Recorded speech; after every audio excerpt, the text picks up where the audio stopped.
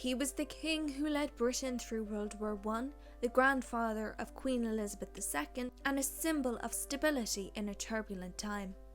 But George V was not an only child. Behind the crown and beyond the headlines was a family full of complex personalities, rivalries, and shared destinies.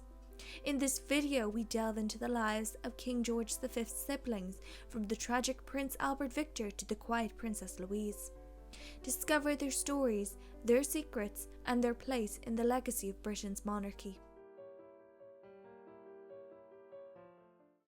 Prince Albert Victor, Duke of Clarence and Avondale, was the eldest child of Edward VII and Alexander of Denmark.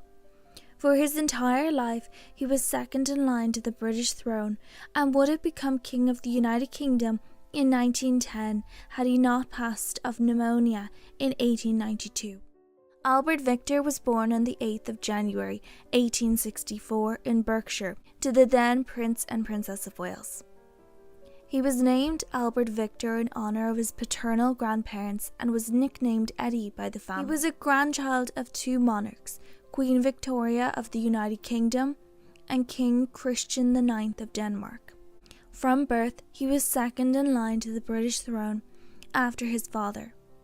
His birth was unexpected, as his mother did not even realise she was in labour. It was her lady-in-waiting, Lady Macclesfield, who realised what was happening and sent for the local doctor to come quickly. Albert Victor arrived almost as soon as the doctor had arrived. Though he was 2 months premature, he was a healthy baby. Albert Victor was later joined by 2 brothers and 3 sisters: George, Louise, Victoria, Maud, and Alexander John. George was born less than 2 years after Albert Victor, and the 2 boys were very close. They were educated together, and from 1871 they were educated by John Neil Dalton. They had a strict educational program, which included academic subjects as well as military drills. Albert Victor did not excel academically. He was considered lazy and inattentive, and he struggled to learn foreign languages like his mother's native Danish. There was discussion of separating the 2 brothers for the remainder of their education, but Dalton advised against this, as George's company helped Albert Victor to learn. In 1877, the brothers began their naval training aboard HMS Britannia. They were 2 months behind the other cadets due to Albert Victor contracting typhoid fever. He recovered and began his naval career. In 1879, after much discussion, it was decided and agreed that the brothers would be sent on a 3-year tour aboard HMS Bacchante. On Albert Victor's 16th birthday, he was rated midshipman. During this tour, they visited the Americas, the Falkland Islands, and many more countries. While stationed in Japan, the brothers got tattoos. They later returned to Britain when Albert Victor was 18. From 1883, Albert Victor began attending Trinity College, Cambridge. He had little interest in the intellectual environment involved in student life. In August 1884, he spent some time in Heidelberg University to study German. The following year, he left Cambridge, and in 1888, Albert Victor received an honorary degree. In 1890, Queen Victoria bestowed the prince the title of Duke of Clarence and Avondale. Albert Victor's family decided the best course of action for the apathetic prince was to find a suitable wife for him. Queen Victoria encouraged him to propose to Princess Alex of Hesse and by Rhine, his first cousin and the favourite granddaughter of Queen Victoria. She rejected his proposal. Albert Victor then fell in love with Princess Helen of Orleans, who shared his feelings. However, she was Catholic, and her father refused to allow her to convert to Anglicanism, and did not allow the match to go ahead. Eventually, Princess Victoria Mary of Teck, more commonly known as Mary of Teck, was suggested as a suitable bride. She was a second cousin once removed of Albert Victor, through their shared ancestor of King George III. Albert Victor did not resist the match, and Mary was agreeable as well. Mary's father was the son of a morganatic marriage, which presented Mary with difficulties on the marriage market. Mary was proud to be a member of the British royal family, and she felt it was her duty to marry Prince Albert Victor. Albert Victor proposed to Mary in December 1891. The engagement was announced on the 6th of December 1891, with the wedding set for the 27th of February 1892.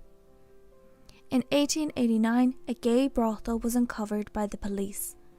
At the time, all homosexual acts between men were illegal, and those convicted could face 2 years' imprisonment with hard labour. High-ranking figures in British society were implicated, and rumours emerged that Prince Albert Victor had visited the brothel. Though he had not been named by the prostitutes, the rumours spread like crazy. It has been suggested that Arthur Newsham, the lawyer for one of the clients of the brothel, had fabricated and spread the rumours to take the heat off his own client. The Prince of Wales intervened, and no clients were prosecuted, and nothing against Prince Albert Victor was proven. Around this time, Albert Victor went on a planned 7-month tour of India. While on this tour, Albert Victor met Marjorie Haydon. She would later come to England and claim that Albert Victor was the father of her son, Clarence. This would later be proven false because of Clarence's birth certificate. On his birth certificate, his birth year was listed as 1887, 2 years before Prince Albert Victor had ever met Marjorie Haydon. On the 7th of January 1892, Albert Victor fell ill with influenza. Several other household members, including Albert Victor's sister Victoria, fell ill with influenza as well. Albert Victor's lungs became inflamed and he developed pneumonia. On the 14th of January 1892, 6 days after his 28th birthday, Albert Victor died, with his parents, his siblings, his fiancée and his fiancée's mother at his bedside. His death rocked his family. Both his parents were devastated to have lost a second child, with his father even declaring that he would have given up his own life for Albert Victor. At his funeral, his former fiancée placed what would have been her wedding bouquet on his coffin. During their shared grief, Mary and George grew close and would eventually marry. Princess Louise, Princess Royal and Duchess of Fife, was the eldest daughter and third child of Edward VII of the United Kingdom and Alexander of Denmark. Known for being shy and quiet, Louise was a low-key member of the British royal family. Louise's birth was not without difficulty. Her mother, Alexandra, became ill with rheumatic fever during her pregnancy. Her mother was encouraged not to use chloroform, a painkiller, during the labour because the doctors felt it would worsen the Princess of Wales' condition. The labour was painful as a result when Louise entered the world on the 20th of February 1867. Louise grew up with 3 brothers and 2 sisters: Albert Victor, George, Victoria, Maud and Alexander John. Tragically, Alexander John passed away at 1 day old. Louise was a granddaughter of 2 European monarchs, Christian IX of Denmark and Queen Victoria of the United Kingdom. Unlike their mother, Louise and her sisters were not considered to be conventionally beautiful, and they were nicknamed the Hags. They received a minimal education. The sisters were shy and quiet in public, and they often appeared to be quite withdrawn. However, in private, they were lively and flourished. Being possessive of Louise and her sisters, their mother did not want them to marry. Despite attempts to keep her daughters by her side unmarried, Louise married Alexander Duff, 6th Earl Fife, on the 27th of July 1889 at the age of 22. He was 17 years older than her, and her third cousin through their mutual ancestor George III of the United Kingdom. Alexander's descent was via William IV and his longtime mistress Dorothea Jordan. Louise's grandmother, Queen Victoria, created Alexander the Duke of Fife and Marquess of Macduff. 2 days after the wedding. Despite their significant age difference, they were well matched and led a loving married life together. After their honeymoon, they settled down in the Duke's country estate in Scotland.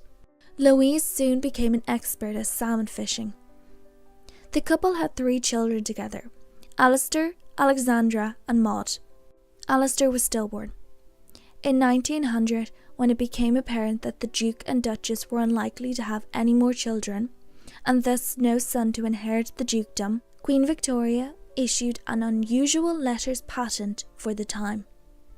Queen Victoria created a second dukedom of Fife along with the earldom of Macduff, with a special remainder. In the event that there was no male heir, the peerages would pass to the daughters of the first duke, and then to their male descendants. In 1901, Queen Victoria passed away, and Louise's father became Edward VII. In 1905, Louise was created Princess Royal, and her daughters were granted the title of Princess with the style of Highness.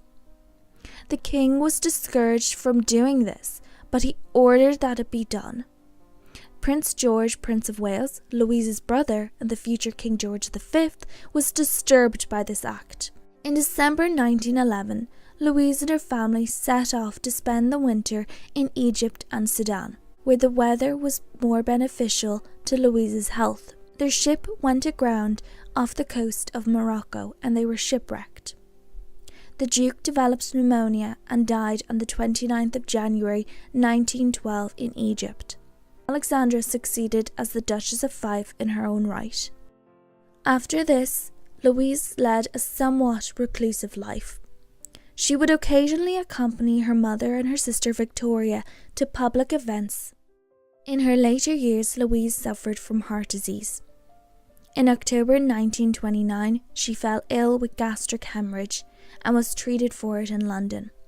15 months later, she passed away in her sleep on the 4th of January 1931.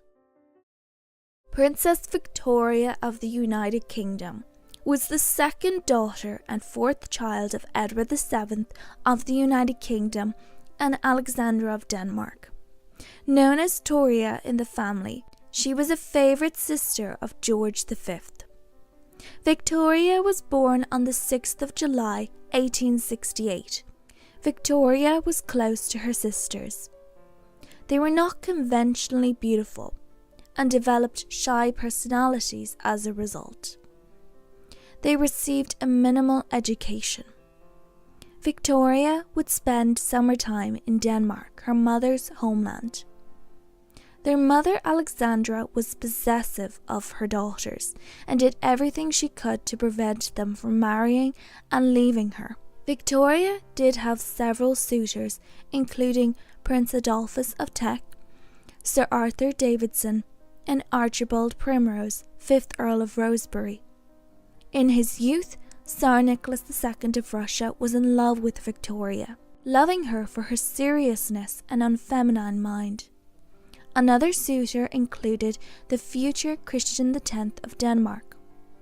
She rejected him, which displeased both of her parents, even her mother, who was opposed to her daughters marrying. Archibald Primrose, 5th Earl of Rosebery, and Victoria held mutual affection for each other, and they would have liked to have married. However, Victoria's mother discouraged her from marrying anyone, and Victoria took this to heart. She remained her mother's companion until Alexandra's death in 1925. Victoria was a passionate photographer and compiled several albums of family photographs, some of which went on display at exhibitions. Victoria adored animals and even tamed a pigeon, which she would take with her on walks. Throughout her life, Victoria was very close to her brother George, and they maintained a warm, loving relationship. In adulthood, they would share daily phone calls. George would pass away only a month after Victoria. Victoria was close to both of her parents. She accompanied them during their official events and ceremonies. When Victoria's mother died in 1925, Victoria was finally able to live her own life at long last. She purchased a home for herself in Buckinghamshire and became an active member of village life in the village of Iver. In her will, she left her home to her nephew Prince George, Duke of Kent. In her final years, Victoria suffered from neuralgia, migraines, indigestion and depression. She passed away on the 3rd of December 1935. Maud, Queen of Norway, was the youngest daughter of Edward VII and Alexandra of Denmark.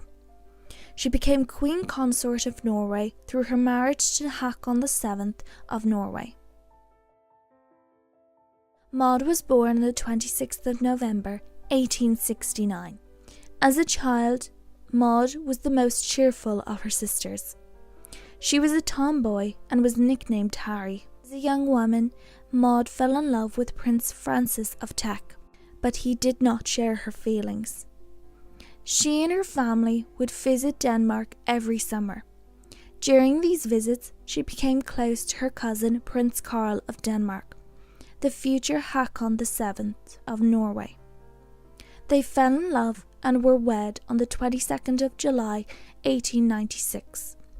Maud's father Albert, the future Edward VII, gave them Appleton House on the Sandringham estate for Maud to use when visiting England. They spent their honeymoon in Appleton House. Maud was reluctant to leave England, so the couple continued to live in England for 5 months after the wedding. They moved to Denmark in December 1896 and took up residence in Bernstorff Palace. Maud found the Danish winters unbearable and visited England as often as she could. 7 years after their wedding, Maud gave birth to their only child, Alexander, in 1903. 2 years later, the union between Sweden and Norway ended, and the Norwegian government began searching for candidates to become the King of Norway.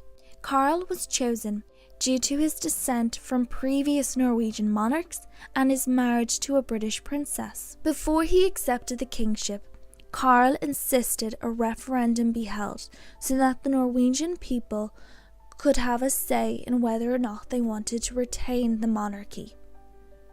After it became clear that the Norwegian people were in favour of a monarchy being retained, with Karl as the monarch, Karl accepted the throne.